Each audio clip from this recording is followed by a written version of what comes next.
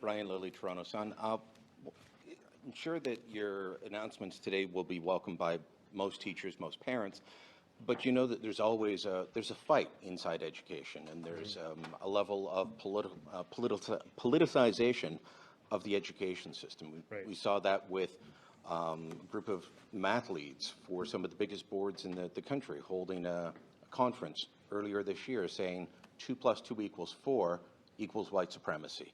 So how do you say get back to basics in math, in phonics, in all these other things when you've got people who want to use math, use reading for a political agenda?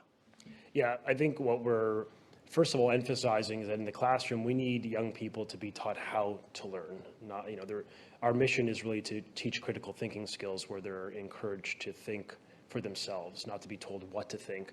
That's a first principle in a school. And it's why in the language curriculum, we actually now mandate critical thinking skills.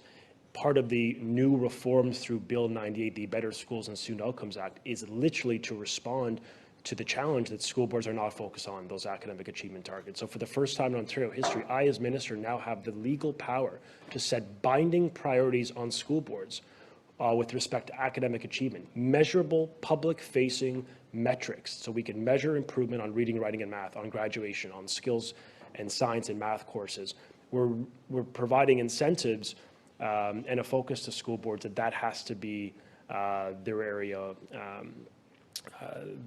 of focus. And so that's the first one. We've got accountability on school boards. The second is a new curriculum that actually emphasizes fundamental skills on cursive writing, on phonics, on financial literacy, on personal budgeting. This is life skills, job skills that have been often removed from the curriculum of the past that we're now infusing, more hands-on learning, practical learning. And of course, directors of education, through their performance appraisals, we now have a role as minister in providing input on that to make sure that those directors are adhering to those provincial expectations on academic achievement. So this is the first time we actually have a wholesale reform to accountability.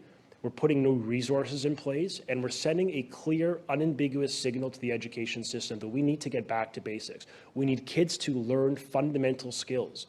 And the EQAO data proves a very real problem, which is kids have regressed on those skills. And therefore, our priority this September and every September has to be academic achievement. And we will hold school boards to account to ensure that they do that.